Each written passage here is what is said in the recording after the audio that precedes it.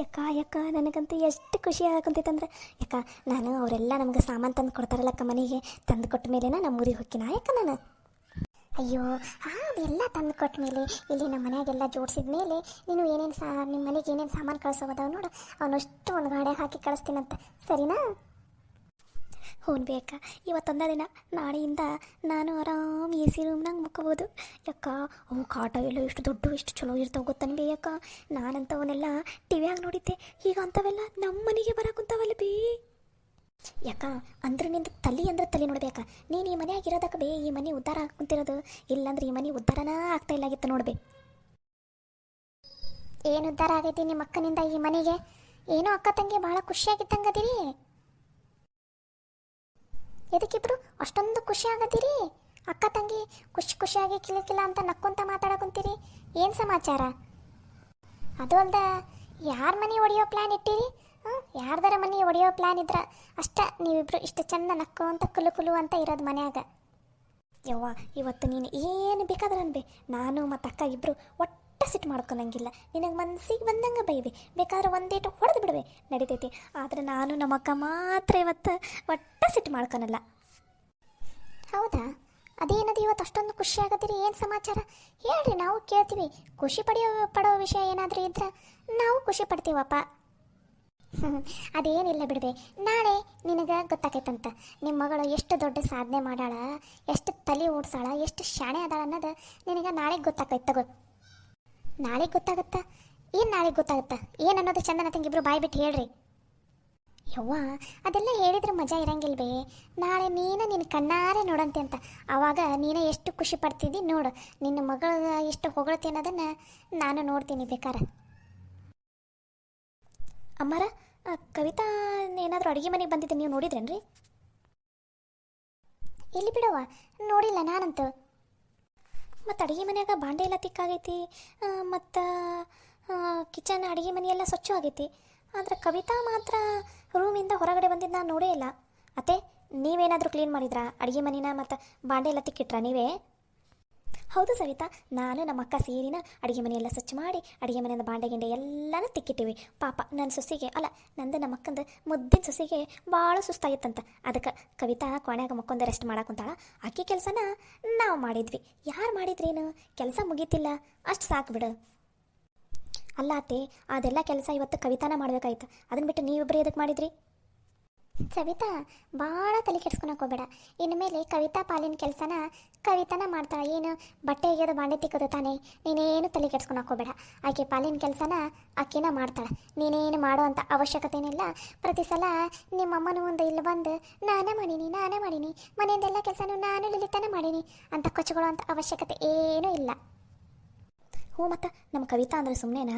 ನಮ್ಮ ಕವಿತಾ ಎಷ್ಟು ಶಾಣೆ ಅದಾಳಂದ್ರೆ ಆಕೆ ಪಾಲಿನ ಕೆಲಸ ಎಲ್ಲನೂ ನಾಳೆ ಟಕ ಟಕ್ ಅನ್ನಷ್ಟೇ ಮಾಡಿಬಿಡ್ತಾಳೆ. ಬೇಕಾದ್ರೆ ನೋಡ್ತೀರಿ ನೀವ.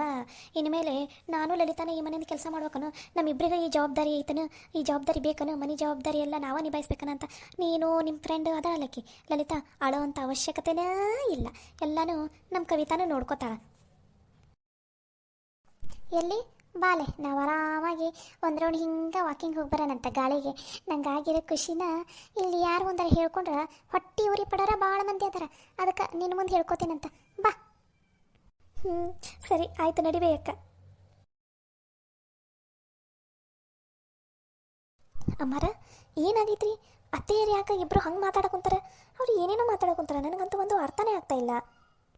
ನನಗೂ ಅದ ಅರ್ಥ ಆಗವಲ್ದವ. ಇಬ್ಬರು ಕಿಲಿಕಿಲಿಕ್ಲ ಅಂತ ನಕ್ಕೋಂತ ಒಬ್ರಿಗೊಬ್ರು ಮಾತಾಡ್ಕೊಂತ ಕೂತ್ಕೊಂಡಿದ್ರು. ನಾ ಬರೋಷ್ಟಿಗೆ ಮಾತು ನಿಲ್ಲಿಸ್ಬಿಟ್ರು. ಇವಾಗ ನೋಡಿದ್ರೆ ಕವಿತಾ ನಾಳೆಯಿಂದ ಕೆಲಸ ಮಾಡ್ತಾ, ಆಕೆ ಪಾಲಿಂದ ಅಕ್ಕಿನ ಮಾಡ್ತಾಳೆ ಕೆಲಸ ಅಂತ ಏನೇನೋ ಹೇಳಾಕೊಂತಾರ. ಅಲ್ಲ ಒಂದು ದಿನ ಅಲ್ಲ ಅರ್ಧ ದಿನ ಕೆಲಸ ಮಾಡಿದಕ್ಕ ಆಕೆ ನಮ್ನಿ ಹೋಗಿ ಮಕ್ಕೊಂಡಾಳ, ಇನ್ನು ಡೈಲಿ ಆಕೆ ಮನೆಯಾಗ ಕೆಲಸ ಮಾಡ್ತಾಳ. ಇದನ್ನು ನಂಬೋದಾ ಸವಿತಾ? ನನಗೂ ಅದೇ ಅರ್ಥ ಆಗ್ತಾ ಇಲ್ಲ ಅತ್ತೆ, ಇವ್ರು ಏನು ಹೇಳ್ತಾ ಇದ್ದಾರೆ ಅಂತ ಅನ್ನೋದು. ಏನು ಮಾತಾಡ್ತಾವೋ ಏನು, ಅವು ಮಾತಾಡಿದ್ದು ಅವಕ್ಕೆ ಅರ್ಥ ಆಗ್ಬೇಕು ನೋಡು. ಸರಿಯವ್ವ, ನನಗಂತೂ ಅವ್ರ ಮಾತು ಕೇಳಿ ತಲೆನ ದಿಮ್ಮಂತ. ನಾನು ಮುಂಜಾನೆ ನಿಮ್ಮಮ್ಮನ ಮನೆ ಕಡೆ ಹೊಕ್ಕಿನಂದಿದ್ದೆಲ್ಲ ಹೋಗೋದಾಗಲಿಲ್ಲಲ್ಲವ. ಹಾಗಾಗಿ ನಿಮ್ಮಮ್ಮನ ಮನೆ ಕಡೆ ಹೋಗಿ ಹಂಗೆ ನಿಮ್ಮ ಅವನ ಮನೆ ಕಡೆನೂ ಹೋಗಿ ಬರ್ತೀನಾ? ಸರಿ ಆತ್ರಿ ಅಮ್ಮರ.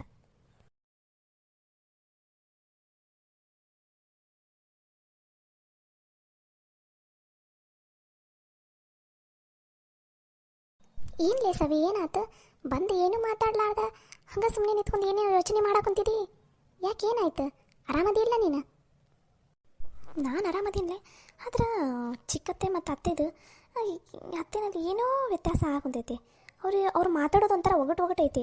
ಆದ್ರೆ ಅದು ಏನು ಮಾತಾಡೋಕಂತಾರ ಅಂತ ಅರ್ಥನೇ ಆಗ್ತಾ ಇಲ್ಲ. ಎಷ್ಟು ಖುಷಿಯಾಗದಾರ ಗೊತ್ತಾ ಇಬ್ಬರು ಅಕ್ಕ ತಂಗಿ. ನಾನಂತೂ ನಾನು ಮದುವೆಯಾಗಿ ಬಂದಾಗಿಂದನೂ ನೋಡಿಲ್ಲ ಅವರಷ್ಟು ಖುಷಿಯಾಗಿರೋದನ್ನು. ಇವತ್ತು ನೋಡ್ತಾ ಇದ್ದೀನಿ ಅವರು ಅಷ್ಟು ಖುಷಿಯಾಗಿ ಕಿಲಕಿಲ ಅಂತ ನಕ್ಕೊಂತ ಮಾತಾಡ್ಕೊತ ಕುತ್ಕೊಂಡಿರೋದನ್ನು. ಹೌದಾ? ಹಂಗೆ ನಕ್ಕೊಂತ ಕುಂತಾರಂದ್ರೆ ಇಲ್ಲಿ ಬಿಡು, ಏನೋ ಅಕ್ಕ ತಂಗಿಯರು ಇರ್ಬೋದು, ಖುಷಿಯಾಗಿರ್ಬೋದು, ನಕ್ಕೊಂತ ಕುತ್ಕೊಂಡಿರ್ಬೋದು ಬಿಡು. ಅದಕ್ಕೆ ನೀನು ಯಾಕೆ ಇಷ್ಟೊಂದು ತಲೆ ಕೆಡಿಸ್ಕೊಂಡಿದ್ದಿ? ಹಂಗಲ್ಲ ಲಲಿತಾ, ಅವರಿಬ್ಬರು ಅಷ್ಟೊಂದು ನಕ್ಕೊಂತದಾರಂತಂದ್ರೆ ಈ ಮನೆಗೇನೋ ಕಾದಿದೆ ಅಂತ ಅರ್ಥ, ಇಲ್ಲಾಂದ್ರೆ ನಮಗೇನಾದರೂ ಕಾದಿದೆ ಅಂತ ಅರ್ಥ. ಆದರೆ ಅದು ಏನು ಅಂತಲೇ ಗೊತ್ತಾಗ್ತಾ ಇಲ್ಲ ನನಗೂ. ಎಲ್ಲೋ ಏನೋ ಮಿಸ್ ಹೊಡೆಯಾಕೊಂತೈತಿ, ಆದರೆ ಎಲ್ಲಿ ಏನು ಯಾಕೆ ಅಂತ ಗೊತ್ತಾಗ್ತಾ ಇಲ್ಲ. ನೀನು ಹೇಳೋದು ನಿಜನ.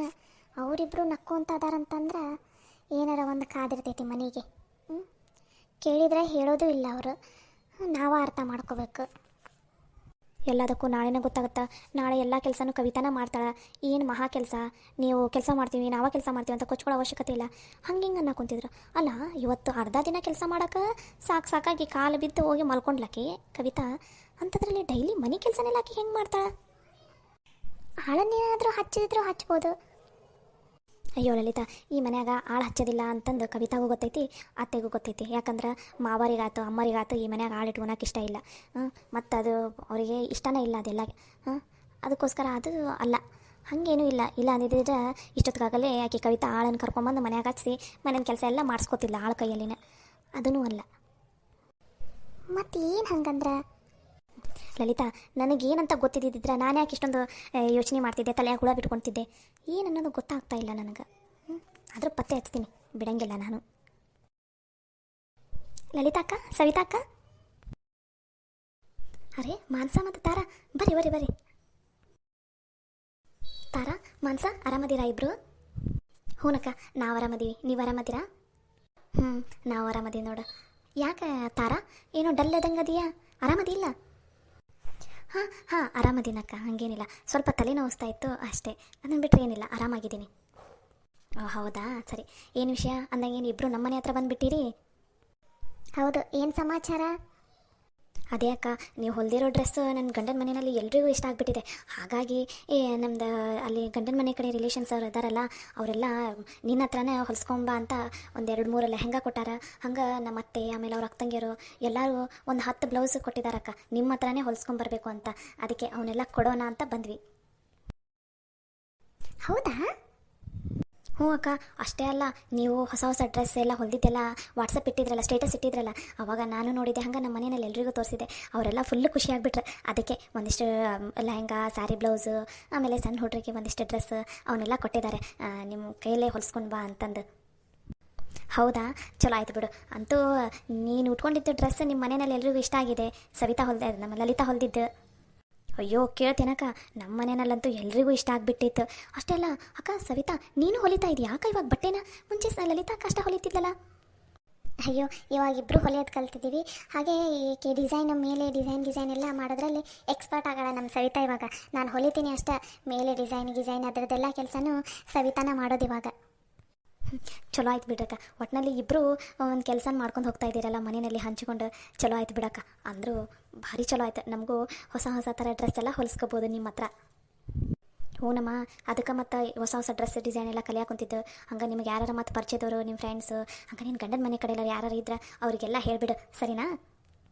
ಅಯ್ಯೋ ಅಕ್ಕ, ಇದನ್ನೆಲ್ಲ ನೀನು ನನಗೆ ಹೇಳ್ಬೇಕನ? ನಾನು ಆಗಲೇ ನಮ್ಮ ಕಡೆ ಎಲ್ಲರೂ ನನಗೆ ಯಾರ್ಯಾರು ಗೊತ್ತದಾರ ಅವರಿಗೆ, ನನ್ನ ಫ್ರೆಂಡ್ಸಿಗೆ ಎಲ್ಲರಿಗೂ ಹೇಳಿಟ್ಟಿನಿ ತಗೋಕ್ಕ. ಚಲೋ ಆಯ್ತು ಬಿಡ. ಯಾಕೆ ತಾರ ಬಂದಾಗಿನ್ನ ಏನೂ ಮಾತಾಡ್ತಾನೆ ಇಲ್ಲ? ಯಾಕೆ ಅಷ್ಟು ತಲೆ ನೋಸಾಗುಂತೈತಾ? ಮತ್ತು ಡಾಕ್ಟ್ರ್ ಹತ್ರನಾದರೂ ಹೋಗಿ ಬರಬೇಕಿಲ್ಲ?